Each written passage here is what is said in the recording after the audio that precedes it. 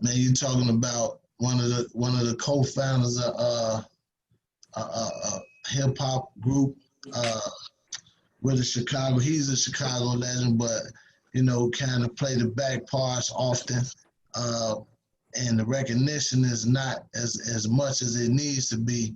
But when you see Kanye West, you're talking about GLC. A lot of his early influence came from GLC, whether writing, style, a lot of stuff, not even in no disrespect, but that's his man, that's his friend. But they have different ideologies, but that's still his man, that's his brother. And they go back, so we respect that. We also ask that anybody show, you can ask a question, but we're gonna respect our brother Kanye, and we ain't gonna diss him at all. We just ain't gonna have that. You can ask some questions at the end or whatever, but GLC himself is a phenom in itself. Business owner, entrepreneur, Grammy Award winner, and even recently, man, he's the one that kind of put emphasis on getting the petition signed or laws put in place to try to free the brother Chairman Larry Hoover. So, that's who we talking to, and much more, So, Dr. Lance, man, it's on you, man. Yes, sir. Yes, sir. Thank you, Brother Ali. I want to thank you so much for giving me this opportunity to be with my good young brother, GLC, who I've known for many years. And then also all of the young Cred brothers, who are some of my favorite young brothers I've ever had the opportunity to work with in my life. So I'm glad to be with them. Anytime I get the opportunity to work with brothers like y'all, it's always a blessing and an honor. So I'm going to jump right into this because I know this time is going to fly. And instead of doing the traditional kind of interview, asking the interviewee about his background, his childhood, and try to bring it up to date, I'm going to kind of work backwards to a certain degree.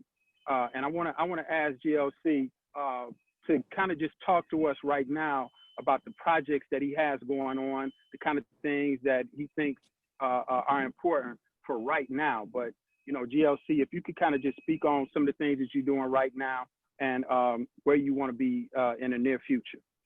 All right, cool, man. First off, I'd like to say love and respect to you and all the brothers and sisters that are part of this conversation right now. Man, some of the things that I'm working on, right now I got a vegan dessert company. The reason that I started a vegan dessert company is because when I was 14, I was diagnosed with diabetes. And then a few years after that, I realized that I was lactose intolerant. And I had a mom who used to work at the kitchen at Inglewood High School. She used to run the kitchen. She made all the cakes and all that, what we used to max on back in the day. And she was really good at it. So as a shorty, I would find myself in the kitchen, trying to give me a little taste of them sweets that my mama was putting together. So as time progressed, I got to a point where I was like, man, I kind of miss them cheesecakes. So I figured out a way to make them vegan. And then I began to share them with family and friends. And man, with the lady friends, it was always a win. They loved them ism cakes, man. It was a beautiful thing. So with that being said, I had a few friends that had restaurants. And I went and got up with them. They got the product placed in those restaurants and then managed to get off into Whole Foods. So right now, I got a business that I started with my nephews, family-owned business, and we making vegan desserts that are low glycemic, low calorie, and you can get them at Whole Foods and local restaurants like Can't Believe It's Not Meat, Lighthouse Grill, Majani, other places, Black-owned establishments throughout the city. Another thing that I worked on a few years back, I helped a principal by the name of Beulah McLeod and the CEO of CPS, Janice Jackson. I helped them open up the first open enrollment arts high school in the history of Chicago. We did it back in 2016 when we reopened Diet right down 51st and King Drive. The reason that I felt that this was a necessary thing is because I seen a lot of brothers and sisters make it out of the community on the guise of the arts. And with that being said, I remember growing up in the community and my people telling me like, man, you want to do music, you can do that on the side. You need to go get this education.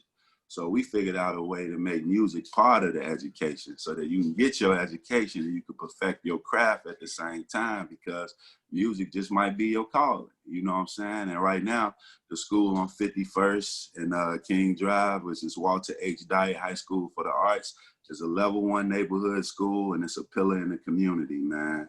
I also had the pleasure of working with my brother, the late, great Baba Quincy Ronald Harris, at Chicago State University, along with Brother Lance and Brother Triple Black.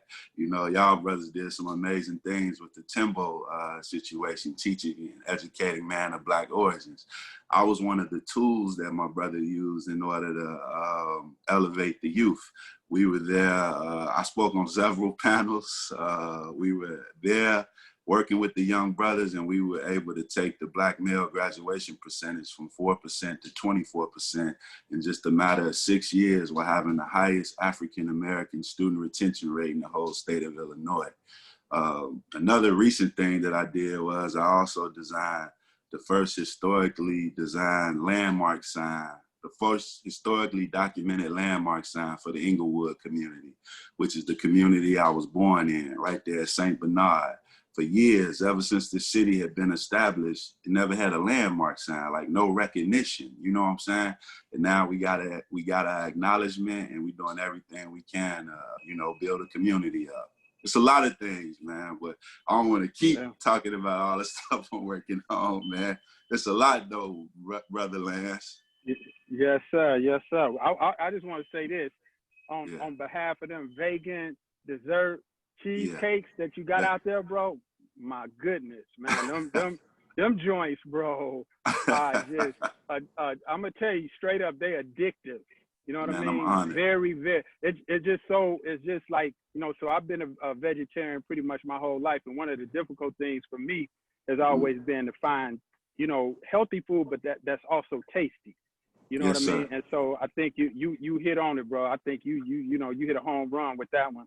Man, anytime I'm in Whole Foods, I got a cop them cheese. Man, I'm grateful. Thank you, brother. Thank you, man. Fresh, yeah. So I want to encourage all of the brothers and sisters, man. I know they're in Whole Foods. What are some of the other stores that they're in? We are in Whole Foods. Where else can we get them? Right there on 53rd, right off of Dorchester. It's a restaurant, Black-owned establishment called Can't Believe It's Not Meat. We are at Flay's on 13th and Halsted.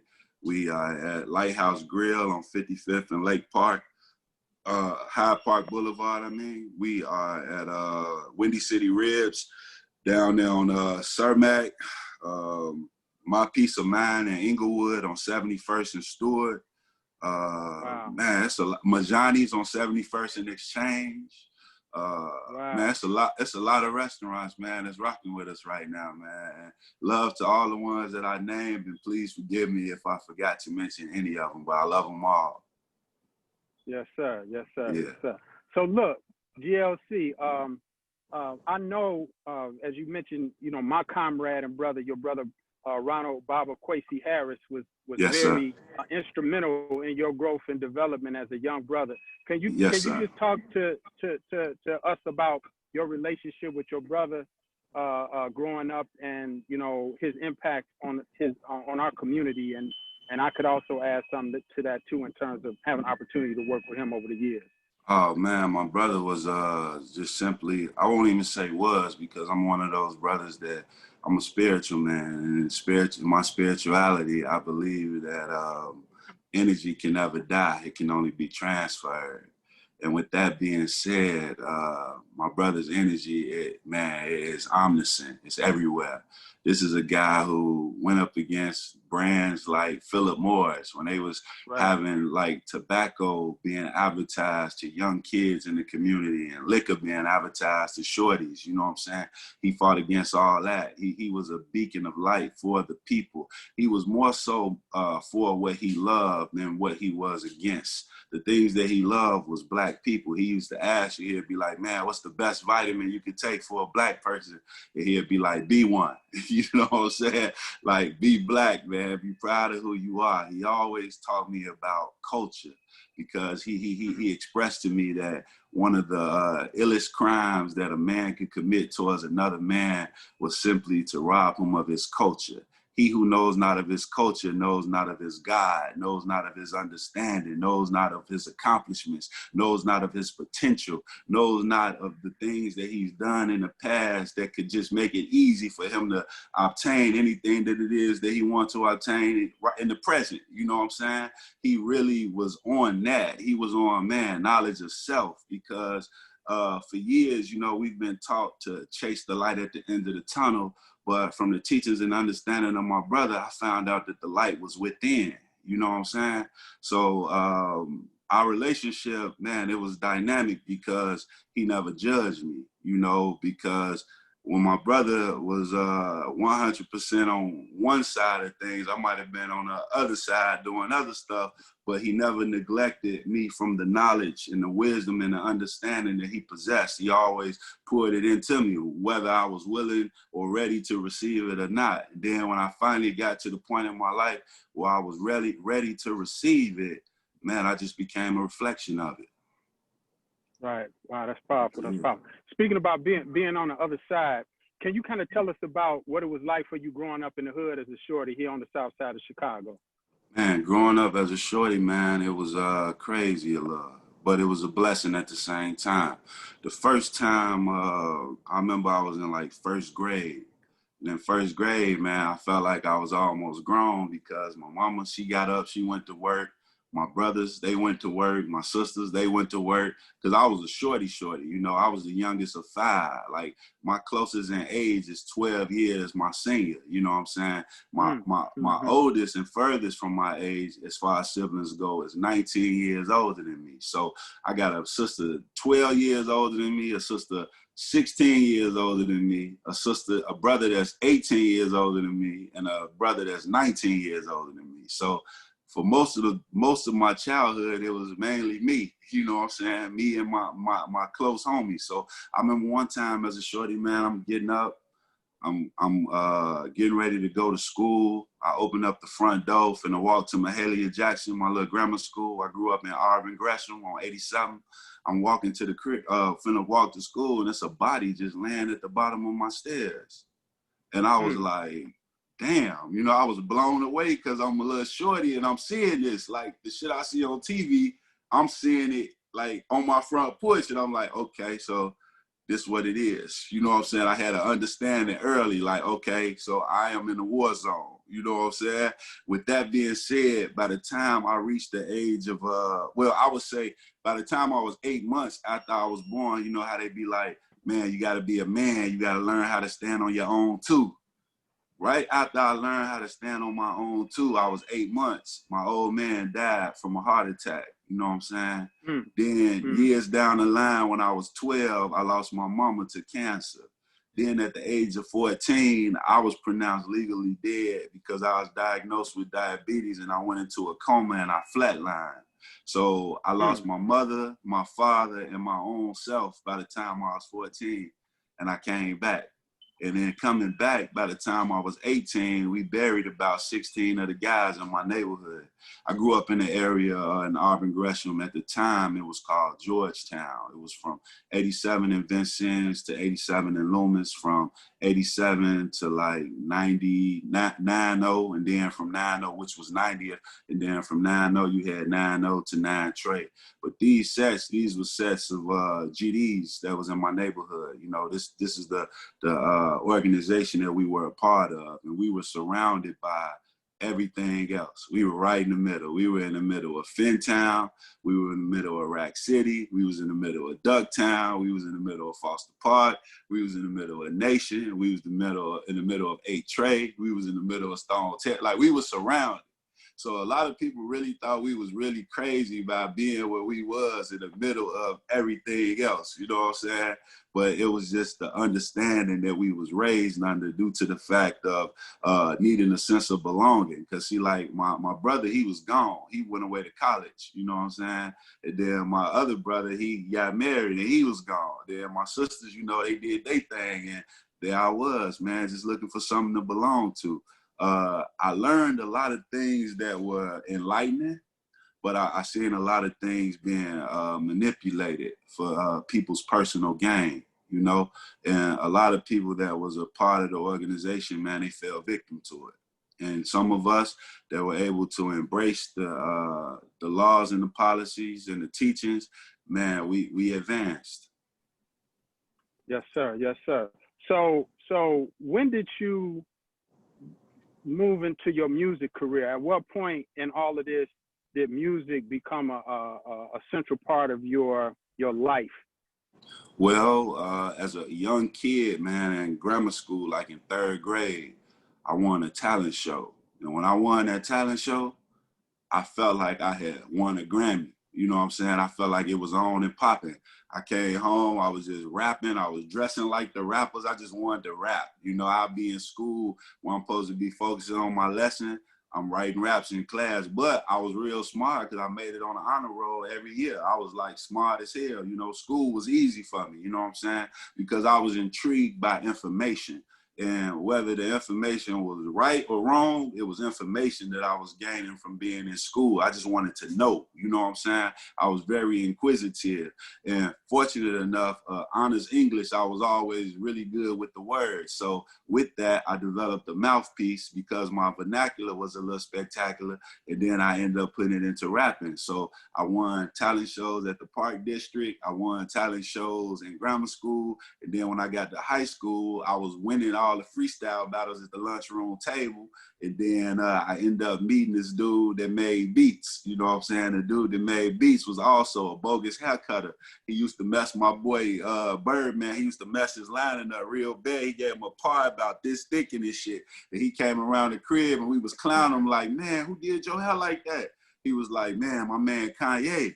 And then we was like, man, what the hell is a Kanye? He was like, man, that's my man. He go to Vanderpool. He went to Vanderpool with me. He makes some beats. So we went and got up with the dude that made the beats. And the dude that made the beats, man, we became real cool back then because we had common interests. Like how my brother, he was like super black power, like for the people. And my dude mother was the same way. So it was almost like walking into a mirror when I walked into his crib. Then it was records all over the place. And it was records all over the place in my crib because my old man, before he died, he was a DJ. So my basement just had records everywhere. So when I went to his crib, it was like, damn, this is like crazy. It was like we had a lot in common. Even though it was a lot that we didn't have in common, it was things that we did have in common. And man, we started doing music together when we was in high school. We formed a group called the Go-Getters. We got to rapping. We got on the radio on WGCI like in the late 90s. Then like the early 2000s, man, things began to take off. People got to hear me on his first album on this song called Spaceship. Then on this song called Drive Slow. Then I got to work with Jay-Z on this song called Encore.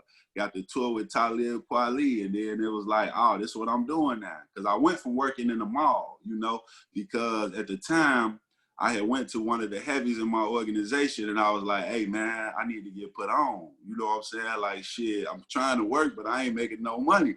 And my heavy was like, nah, nigga, you got potential. He was like, you ain't fit. This is the heavy. This dude was like, he had it for the area, like region, you know what I'm saying? And he was like, nah, he was like, I see something better for you.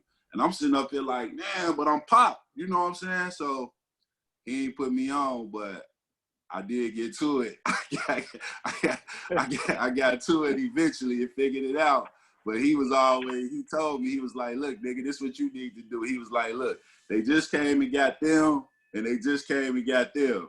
He was like, you need to go get a job. You need to pay some taxes because that's the only way you're going to keep them people up off you. You need to go pay some taxes, get a job, and be a working man.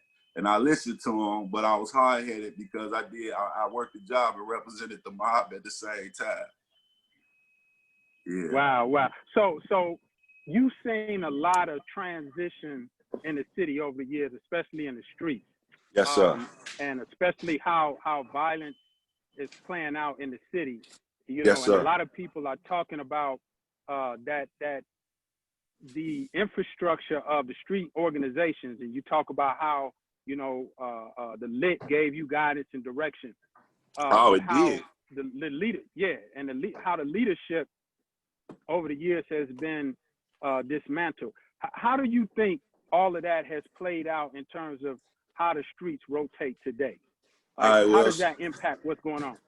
Well, say for instance, if I'm reading some literature, and in that literature, it's telling me silence is, if it's telling me something like, I am a reckoning power of people bound by no means beyond measures, that right there is enough to make me feel invincible, because I never heard that in no school. I never heard no teacher say that. I never heard no preacher man say that. I ain't hear nobody tell me I was no reckoning power of people bound by no means beyond measures. You know what I'm saying? I got that from the literature. So that right there made me feel empowered. When I seen stuff like no gambling, or no gambling near schools and things of that nature, or churches, I was like, okay. When I seen silence and secrecy, like don't go around fronting your move, telling everybody what you got going on, this and that. When I seen no man-made drugs, or no man-made substances. When I seen personal hygiene. When I seen you must have a GED or a high school diploma. You know what I'm saying? When I'm seeing this in literature, which is supposed to be something that's negative, but all this is enlightening me, man, I felt powerful.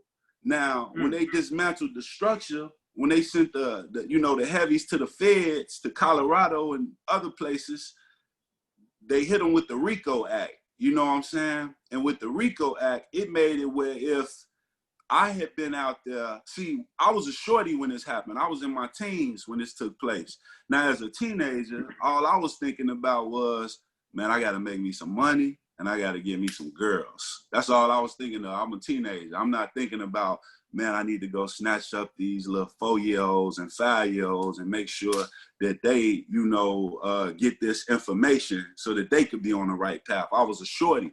And then another thing was, if I was 18 and I'm going around hollering at the little 10, 11, 12-year-olds, and I'm giving them this game, which is righteous, 100% righteous, it's empowering. If they get popped and then them people be like, man, so who was dude and why was he over here? Oh, he was just telling us this, and this. Even though it's positive information, all they had to do was refer to the literature, and then they could lock me up for continuing an ongoing criminal enterprise. That's how they did us. That's right. They chopped off the head, and then if you came around and you tried to be on something positive, if you tried to snatch up the shorties, if they saw you with a group of young men, they could just ride up and throw y'all all in the meat wagon and lock y'all up for mob action. That's how they did us. They dismantled us. And in the midst of dismantling us, everything became chaotic, man. Because now, when I go online and I see what's going on, man, it's very difficult to have organization when everybody coming from all these different situations, and there's nobody that can be held accountable or could be the facilitator of the laws and policies that can get everybody on the right track. Because if they do step up and try to do that, the feds coming to get them. Yes, sir. Yes, sir. So you lived through 2 tumultuous times in the history of Black America. You were around when the Rodney King riots exploded, and that kind of spread throughout the United States of America. Now today, after the George Floyd incident, things have kind of gotten back to where they used to be. Is there a difference now to you in your mind based on what you've seen in the movement that's currently taking place from any different than the one that you saw earlier in life? Well, one of the things that I'm seeing now is I'm seeing brothers and sisters focused on making change that is not just of sentimental value or symbolic value. A lot of times in the midst of mysticism and tyranny and turmoil and hardship, we could say, hey, take down that statue, or hey, draw Black Lives Matters in the middle of the street, or hey, put up a sign to say that you rock with Black people. That's not enough. We need more than symbolism. We need institutional change. We need change in the midst of the 3 branches of government: the executive, legislative, and judicial branch. A lot of times when I look at the police, I hear people saying, defund the police, abolish the police, things of that nature. And I feel as if we need the police. Now, we need police to be from our community, though. We need brothers and sisters that when they see us, they identify us. They understand the mannerism of Black people, so they don't feel paranoid. You know what I'm saying? They understand dealing with, you know, turmoil and hardship and the things that we endure in impoverished communities, because violence, when people talk about Black on Black crime, violence is simply related to an economic situation. It doesn't matter what your complexion is. If your economics is messed up, things will be disrupted. You know what I'm saying? Like if I'm hurting and I'm popped and I'm hungry and it ain't no police, what's gonna stop me from going to your refrigerator? You know what I'm saying? Mm-hmm. So the thing is, we have to organize. I see the call for reparations. I see the call for land. I see the call for, even when I look at this this marijuana industry, where they say that only 4% of this industry is controlled by people of color. And when you see people of color don't mean Black people. People of color mean anybody that ain't white. You know, that's what they classify as people of color. My thing is, if for years or decades, this whole prison thing, and you know, ever since marijuana was made illegal in 1936, the main people that's getting locked up for marijuana is Black people. And even today, we get locked up at a massive amount, more of an amount than white people do. And with that being said, how is there an industry that was built off the backs of y'all locking us up, and we ain't the majority shareholders in the industry? You know what I'm saying? It's a lot going on, man. Like, yeah, we do want police reform, but in order to get police reform, you got to look at it like how the doctors. If you see the doctors, if a doctor sells you a drug, there's commercials on TV that's telling you like, hey, this might make your move not work. This might make your big toe swell up. This might make your kidneys go bad. This might make you suicidal. The doctors got something in play where they protect it, even if they give you that prescription, even though the commercials say that. So the policemen, they got a union. Their union protects them from the things that we own, the things that we are against. So in order for us to get to a point where we can bring forth change, we got to hit them in the face of law. You know what I'm saying? Because we live in a country where we still abide by a constitution that was written when we wasn't even considered human beings. That has to be changed. We can't have a constitution for a multicultural nation which deems one culture of the whole nation the supremacy of the nation. That has to be reformed, man. And I see we on the path to that. Absolutely, absolutely. So look, I know, given your relationship with Kanye, you constantly, I'm pretty sure you constantly get, you know, asked questions about, you know, what's going on with him outside of, you know, your relationship with him in the music industry, but on the social kind of activism side. So is that something that you feel comfortable talking about, your relationship with him as it relates to, you know, his political ideology versus, you know, where you are with your political ideology? Oh, I don't mind. I could talk about anything with you, Brother Lance. Yeah. Yes, sir. Yeah. So yeah. So at what, like, so I want to kind of deal with this in two parts. Okay. Because most of us weren't privy to growing up with him. You know, we don't know how he was as a shorty, but you've been, you know, with him for a long time. You said early on in life that there were things that, you know, y'all had differences of opinion and whatnot. Was there any particular point in time that you saw that he kind of his ideology changed to what it is right now? Well, I saw the same thing that everybody else saw when he went on TMZ, and he told the world that he, you know, was addicted to opioids. And I grew up on 87th and May, and you know, they say opioids is like heroin in a pill form. That's what it's been compared to.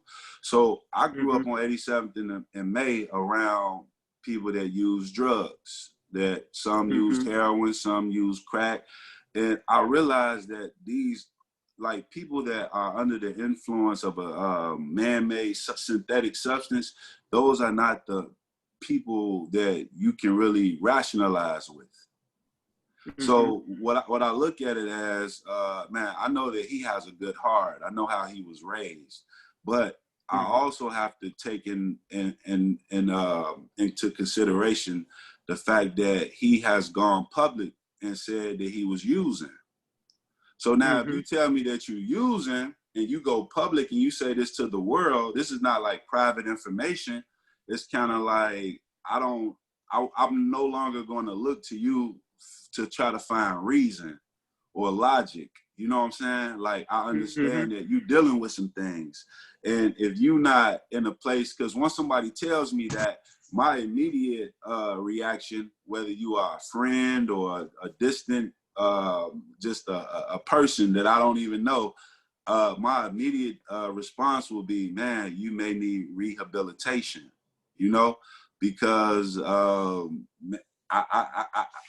just can't, I can't really speak for the things that I've been hearing and seeing, because I'm not there, you know, because I'm in the community and I'm amongst the people and I'm here trying to elevate the people, you know. Yes, sir.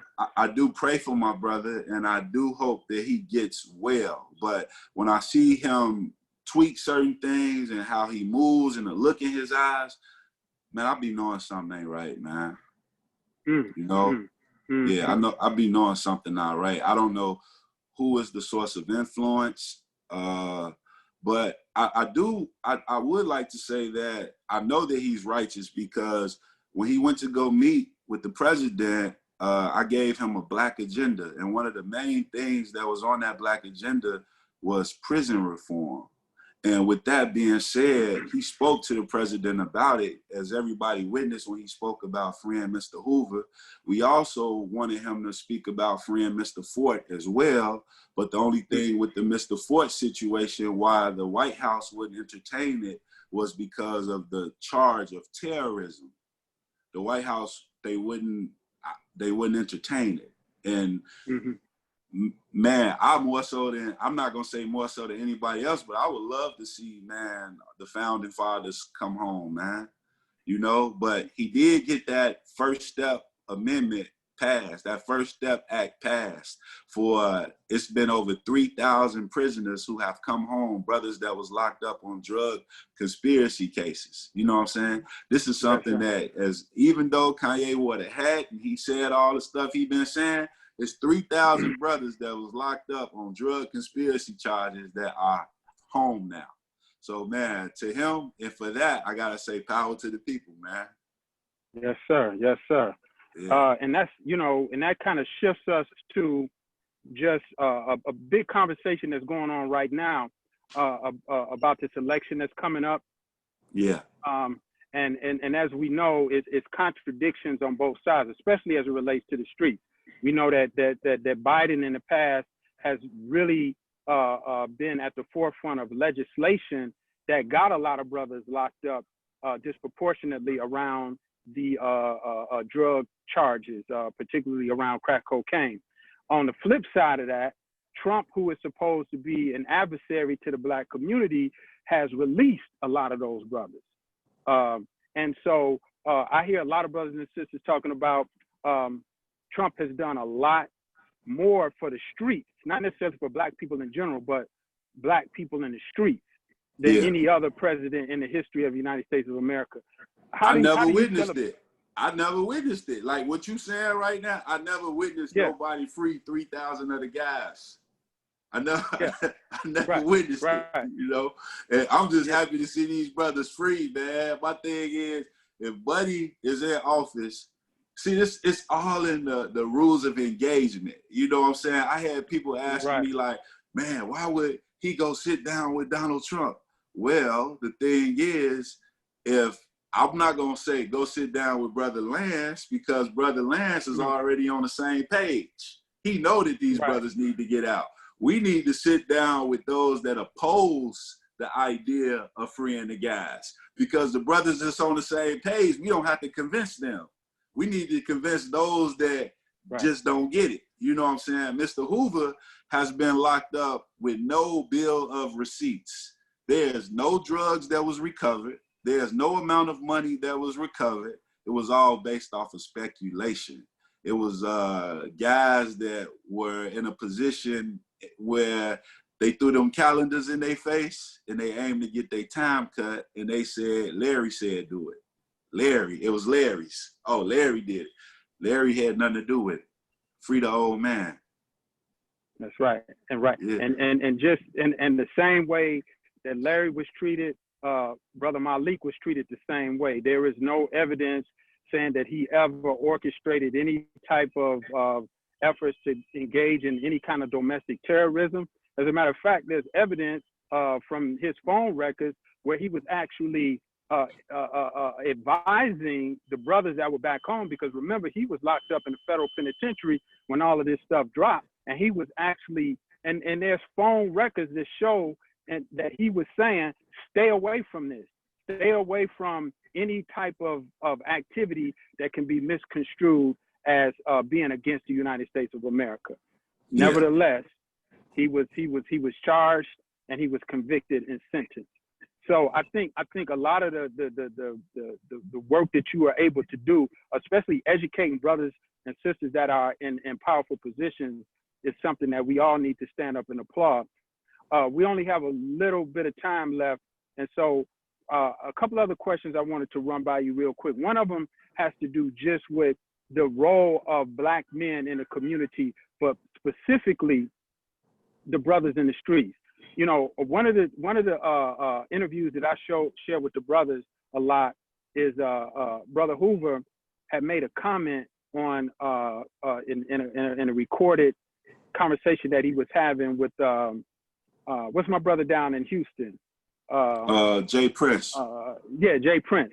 And he was telling Jay Prince that the movement had to be around getting brothers to vote, and that street brothers had to take a leadership in this important vote that was coming up, that they had to get active in voting and elected elected politics and so on and so forth. So what role do you feel young Black males, particularly the kind of brothers that are on the line today, why is their role unique in progressing Black people in America today? Man, it's unique because it's the same as it was when Mr. Hoover organized 21st Century Vote. It was unique then when Clinton got into office and sent the guys off, when he had all the brothers go down to the Oval Office and he was talking about street peace and street reform. And then they came with the 3 strikes law and rose the prison population up to 600%. You know, that was scandalous. Mm-hmm. But it was crucial then, and just as crucial as it was then, it is now. Because from 18 to 26, man, that's the voting block, and that's the most unlikely to vote. So right now, this voice has to be heard, man, because we have the ability to determine the outcome of the election. And one of the things that I stress, man, amongst my people is I hear people say Democrat, Republican. Me personally, I look at the two as 2 wings of the same bird. I look at no matter who's been in office, whether Democrat or Republican, no matter how many years it's been going down since 1776, Black people in America, we still only control 1% of the nation's wealth. And that's what it all boils down to. The average Black household in America, the net worth is $17,000. The average net worth of a white family in America is $170,000. That's 10 times the amount. My whole thing is, listen, all this Black Lives Matter, power to the people, everything is a beautiful thing. But man, we coming to get our check. Where's the money? You know what I'm saying? Because that's the only thing that's going to slow down the violence. Another thing that's going to slow down the violence is the fact that, you know, I see a lot of violence taking place and I'm seeing it's all being televised. You know, back when I was younger and we were in the streets, we never took pictures of anything illegal. We never had no footage of it, no cameras. So if anybody talk about it, you may not even believe them because they ain't got no pictures to prove it, but that's how you stayed out of jail. I look at like social media, like is a place where somebody can do a crime and then they can say that they did the crime and then they can get clout for doing a crime. And then if the people come and get you, then it's like, who told on me? We telling on ourselves. We need to take the same energy that we use as far as brothers saying, man, pull up, man. We need to pull up to those voting blocks. We need to pull up to those black businesses. We need to pull up to pull our community up. You know what I'm saying? Because we have the ability to do it. I look at the music industry in Chicago, man, and rest in peace to all the fallen rappers. I learn about a new one every day that I may have never heard of just because of my age range and just where I'm at in my life, you know. But then when I learn about them, I listen to their music and I be like, wow, this little brother was really talented. And then they be dead. It's like, man, we got to get back to the point where unity is first, man, because that's the only way we're going to evolve as a people. Our city, the economy could be super booming right now, but our music is based off death and destruction and dissing, you know?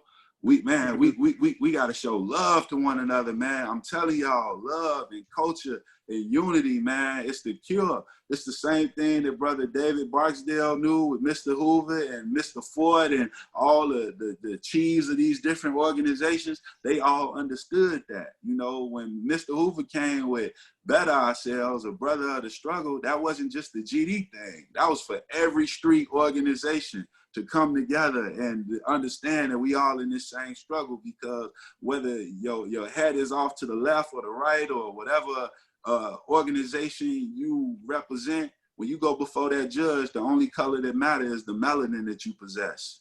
And then you find out who the real ops is. You know what I'm saying? So us as Black people, we need to come together as our own political party. And then we can deliver votes to those who are willing to abide by our terms. And I can give you the terms if you like for me to, Brother Lance. The terms. Yes, that, sir. Yes, sir. All right. So these are some of the terms, man, that my brother David Peterson from the A. Philip Randolph Pullman Porter Museum, myself, and a few other brothers came with from the National Black Agenda. This is what we need, man. We need reparations for Black descendants of American slavery. That's one. For two, we need health and wellness equity, including mental health. That's two. Number three, we need criminal justice and police reform. Number four, we need economic development through self-investment with government support. Number five, we need public and community safety. That got to be at the forefront. Number six, we need enforcement of educational excellence, of educational excellence and developing skills in trades. We need low income and affordable housing, and we need land, and we need ownership. You know what I'm saying? We tired of paying people that's not of our community to live in our communities. You know what I'm saying? We also need, number eight, international tourism and hospitality, cultural economic development. Man, the city be making like over $100 million a year off tourism. We need a piece of that because we are citizens of this city and we own institutions. We also need number nine, which is legislation for Black contractors and bids. Because a lot of times we've been sold on the American dream. Everybody say, go to college, get a degree. For some people, that works, and that's a beautiful thing. But other people, man, they just want to get straight to it. They want to pick up a trade, and they want to know that once they pick up this trade, they will be employed and be able to take care of their family. Off a trade, within 4 to 5 years, you could be making 6 figures. You know what I'm saying? Number 10, we need green economy equity, reparative compensation and inclusion for farmers and distributors in the food, marijuana, and hemp industries. Those are 10 points that we deem to be very essential for us to grow and develop and move forward as a people. Wow, that's powerful, brother. And look, we right on point too, because they asked us to do 3:45, and it's 3:45 in 10 seconds.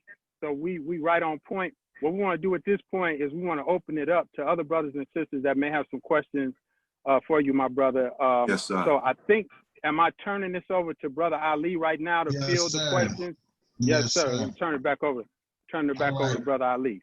Man, it's a lot of and we talked, man, you dropped a lot of jewels today, man. So one, I'm gonna start this off right now. We're gonna go into some deeper stuff. We got to get a shipment of them ism cakes. That's the first thing. We got to get a shipment of the ism cakes, man, because everybody asks about them. So we got to get a wholesale price. We got you. All right, that's the first thing, right? Power to the people, man. Power to the people. Do we got? Yeah. I think the brother Shaw, man, might want to ask a question. Hold on, is that we're going to Shaw? I see the brother Shaw, and this is okay. Okay, but anyway, all right, we're gonna go here. All right. No, I ain't want to. I'm just listening in. Okay. And Love and respect, brother Shaw.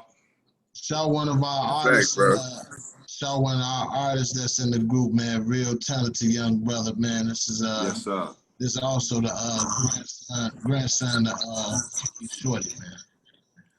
Mr. Freeman. Yes, sir. Yes, sir. Love and respect to you, brother. You too, bro. Same here. Yes, sir. Okay, so we got Brandon Moss. Brandon Moss he got a question. Let's bring Brandon Moss. I think Anthony Bennett got a question as well. Shoot. It ain't really a question. I just want to say, you know what I'm saying, I appreciate what you gave today. You know, it was empowering. You know, I like when I hear stuff from, you know, black men. You know, it's a struggle out here, man. So to hear what you were talking about today, it just built me up. Man, I'm honored, brother. Man, in the midst of this struggle, man, one thing I want to tell you, man, progress only comes before struggle and sacrifice in the dictionary, man. We all go through it, bro, because like in my household where I grew up, bro, you know how they talk about rites of passage into becoming a man. And, you know, as a shorty, I would never share this information, man. But as a grown man, I ain't even embarrassed no more, man. Hey, in my household, look, in my household, and becoming a man, I was like 7 years old when I killed my first mouse in the house, man. You know what I'm saying? hey, when I grabbed that broom and I beat the hell out that mouse, hey, my brothers, they was looking at me like, oh, yeah, he one of us. He a man. He one of us. Oh, yeah, we come from that. You know, we come from, you know, thinking you finna eat your Captain Crunch and the roaches that beat you to it. You know what I'm saying? And I just feel like you give people like me hope, bro. You know, you come from where we come from. So to see you doing your thing, that's motivation to know, hey man, if I really get serious, you know, it can happen. Brother, it can happen. No, it will happen. Because I want to tell you something. Facts. Whether you believe you can or you can't, you right. Either way, you right. As so below is as so above. As so within is as so without. Everything that you fathom within your mind is what you have the ability to attract outside your mind. If you sat down today and you was like, man, I'm finna go on that website. I'm finna look up this grant. I'm finna go get my CDLs. Man, you out of here. One of my buddies came home. He was one of the BDs off 59th and Morgan, my nigga Lil Bill. Bill, he come home. Bill come home, and this man got to it. Bill got trucks. Bill had an ice cream shop. Bill just came home focused. You know, he got his CDLs. He worked his job until he was able to buy some trucks, and he out of here. One of my buddies I went to high school with. You know what I'm saying? Right. Hey, I just wanted to say this real quick, right? Yeah. You know, I've been rocking with you for a minute, you know what I'm saying, on the up and up side, you feel me? On some east side shit. And I remember when y'all first had dropped that, you dropped them bars for that Heaven Knows, you feel me? Yes, sir. Y'all came through 63rd, y'all was over there in Murder Town with us, you feel me? You was on the Deuce with us, you feel me? Yeah, we came and shot that video over there with Common now. Yeah, y'all was on our end, y'all was on the Deuce with us. Yes, sir. You know what I'm saying? And then with, hey, I want to tell you, it was an honor, privilege, and a pleasure to be accepted in the midst of your land too, brother. Love is always love. You know, it's always appreciated when somebody that come from the same soil I come from come back and show love. You know, we always going to send that same love back. Yes, you know sir. what I'm saying? But I want to say this though. When you drop them bars, right? You say, sir. you know, this graveyard shift and all this shit. You know, when you drop them bars. It actually took me back to a time, you know what I'm saying? Like, it was a lot of shit going on that east side during that time when you dropped them bars. Yes, sir. You know what I'm saying? And when I went to the joint, bro, you know what I'm saying? Them bars, bro, got me through a lot of shit. You know what I'm saying? It's like I was telling a lot of people back then, you know, fool was on our block and he fucked with us hard and we ain't let a motherfucker touch him. You know what I'm saying? There was a lot going on. And even the ops, our ops knew that y'all was over there and they ain't pulling no stunts. You know what I'm saying? because it's all honor and respect when certain ones around. You know what I'm saying? I feel like now, you know, me being one of them cats, you know, that come from that soil, I feel like we need to push more with these shorties and let them know it's still a lot of honor and respect out here, and we need to have peace, honor, and respect for each other. You know what I'm saying? And you know what I'm saying? I just feel like it don't matter what your religion is, your personal religion, you know, your street religion. That's the best way I can put it. You a man at the end of the day. You know what I'm saying? Yes, sir. We need to start back put back in that physical, more so that physical other than that talk. You know what I'm saying? You can talk a motherfucking marathon, but are you really gonna win that race? You know what I'm saying? And that's what I feel like me personally. That's what I want to start pushing for. You know what I'm saying? And I want to ask you personally, when we start doing this, can you come out here and stand on front line with us so they really know this shit for real? For real. Oh, you know yeah, I can, brother. Brother, let me tell you something, brother. I've been standing on the front line since I was 18. Oh, yeah. Yeah. Hey, let me tell you what I did. You know, you the same religion as I am. You know what I'm saying? So, you know. Yeah. You know, hey, I want to see. Hey, look, I feel like we all win when we all in, brother. It's the only way. You know, like I had an older lady, she was talking to me the other day. She was like, man, but we need you to man, it's kids trying to do music and woo. I was like, that's why I opened up a school. Like that's why I opened up an institution in Washington Park to help. And look, since we opened up that school prior to this year, because this year been scandalous than a motherfucker, man. I'm praying for the streets this year. But prior to this year, we brought the violence down in Bronzeville 30%. We brought it down because we gave the kids something to do. We gave them an outlet to get off all their thoughts and their ideas. You know what I'm saying? And that's what's up. We got another question from Antonio, man. Hold on, let me ask you this before I go to that one. Question is, so do you see yourself getting into politics? Do I see myself getting into politics, man? You know what? Ever since I've been in the music business is politics. That's all it is, you know. At one point, I was thinking like, oh man, I could rap, so I can get on because I could rap. But I didn't realize that if I didn't have a bag behind me, it was all for nothing. You know what I'm saying? Because I'm thinking that, you know, because I could rap, the political aspect of who I had worked with or this and that was gonna make it happen. But man, it's the bag, and it's not what you know, it's who you know. And it's like we have developed this mentality where it seems as if it may bring pain to see another brother gain. And for me, I just want to see everybody eat. You know what I'm saying? Like if you got a business, if you got something that I can support in any kind of way, like if you say, hey, I sell this, I sell these shirts, and I'll be like, oh, I like that shirt, I'll buy one. You know what I'm saying? Because it's hand to hand to another black man. It's not going to hurt me to support your business in any kind of way. What it is going to do is help the other brother with a black business. Because if I buy a shirt from you, you might take the money that I just gave you from the shirt and go buy you something to eat from you with your restaurant. You know what I'm saying? Yeah. The money got to keep circulating, man. Okay. Someone made a statement, Dr. Tyler made a statement. Trump is also sending FBI and other law enforcement officers to incarcerate more black people. He also is calling for peaceful protesters to be locked up. So that was a statement. I just wanted to put that out. Oh, well, I just want to let the doctor know that I'm not an advocate for Donald Trump. Like, I'm not here to stand on Trump's behalf. The only thing I spoke upon was the fact that 3,000 brothers that have been incarcerated under all these other presidents, under all this time, that was locked up for conspiracy just because of somebody running their mouth. Hey, we bust a move to get dude to sign a law to help set some brothers free. Yeah, I'm not here to speak in defense of Donald Trump in no shape, form, or fashion. I'm here to speak on behalf of black people, because that's my concern. Okay. My concern is not who I dislike, but it's about who I love. I love black people. Okay, got you.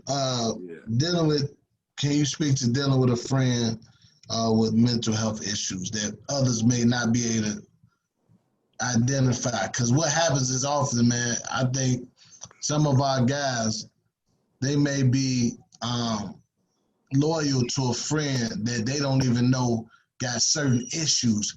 How do they deal with that? How do you deal with a friend that you love, that you consider your brother, man? He might got mental health issues, but he seems normal to everybody else, but to you, because you know him, you know something is off. Man, I'm gonna tell you what I said on like when they asked me about everything that was going on, because it was brothers and sisters that was discrediting and talking down on people that was, you know, what they say was looting, right? The thing with the looting is that is a case of, you know, mental illness. And the mental illness is brought forth. Mental illness is not a mental thing nowadays. Mental illness is more so a social and political thing. It's something that was formed.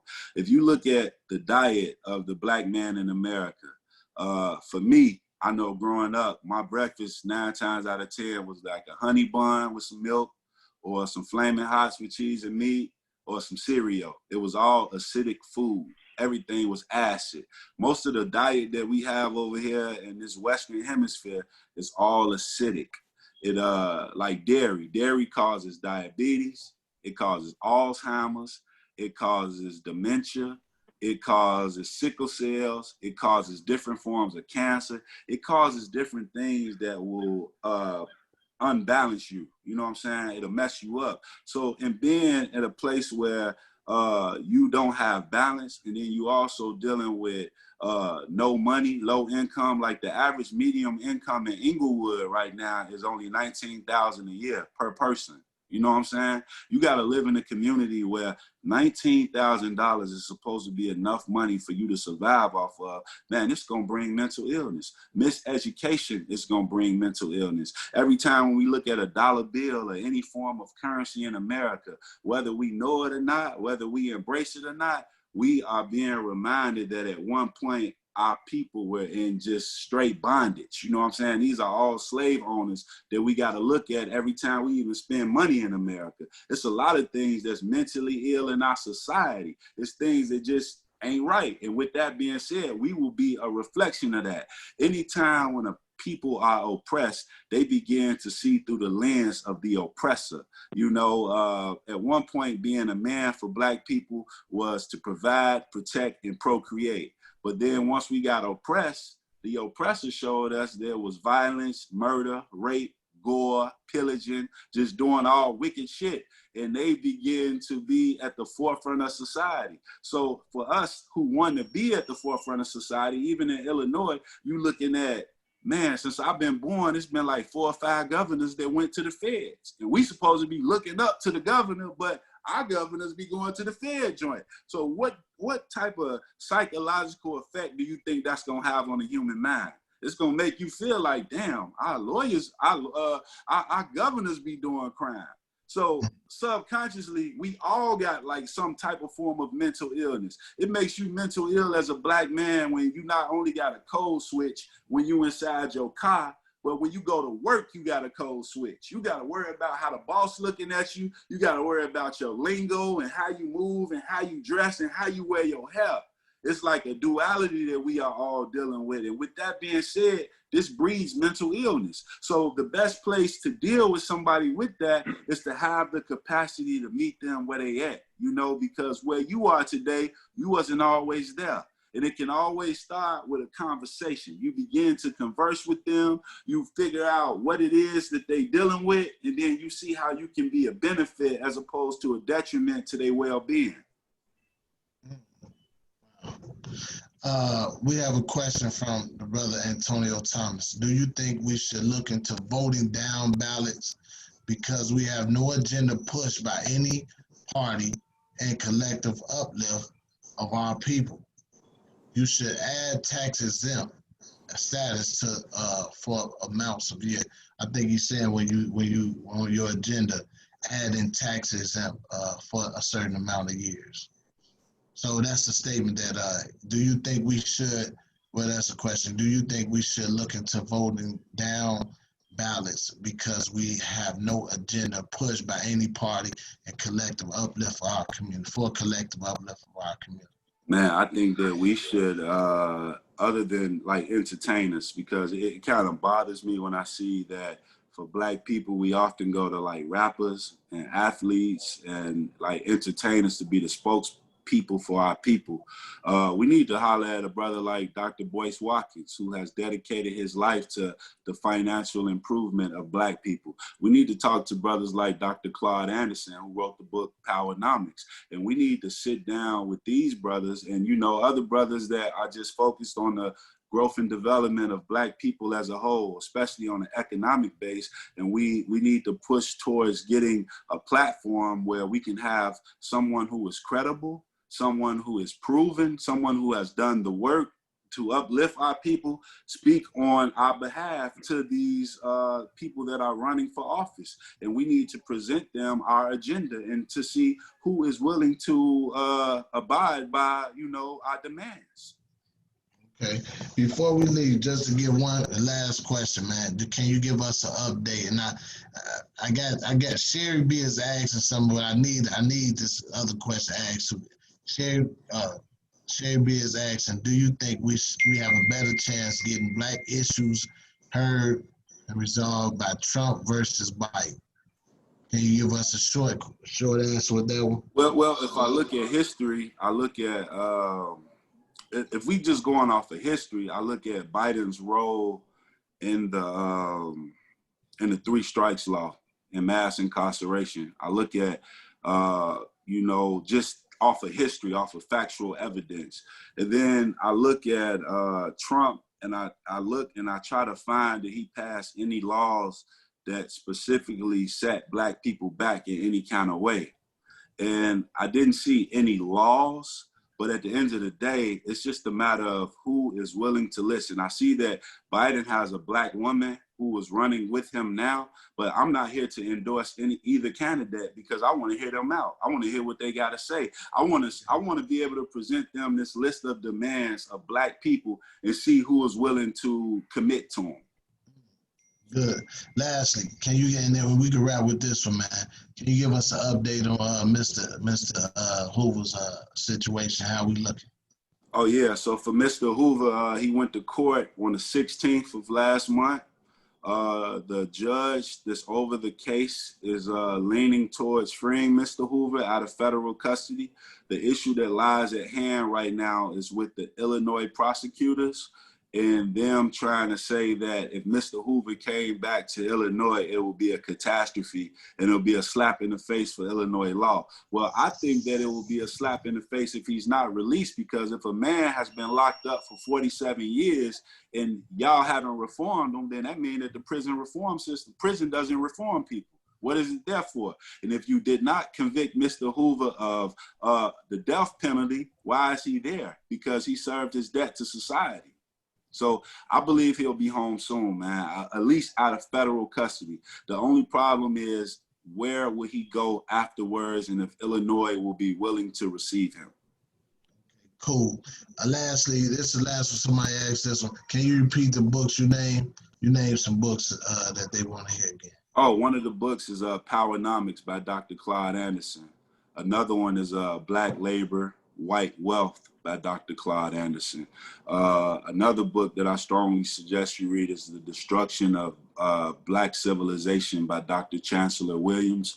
Also a book by Anthony Browder. It's called Nile Valley Contributions to Civilization. And also another book is, I believe it's called The Color of Law. I don't remember the author, but that book is amazing. It breaks down redlining and how ghettos were formed. Listen, this was a great, excellent interview, man. Dr. Lance, you did an excellent job. My brother GLC, man, we really appreciate you. My son gonna keep coming to this room when he feel like it. But hey, listen, man, it was a great time talking to you brothers, man. I love y'all, man. Peace next week. Sir. We're going to get more into entrepreneurship, and we're going to need some of them ism cakes, man. We need them on deck, man, to be honest. Man, they on the way. All right, got you, man. Much love and respect. Yes, sir. Plenty much love, brothers. Yeah, peace.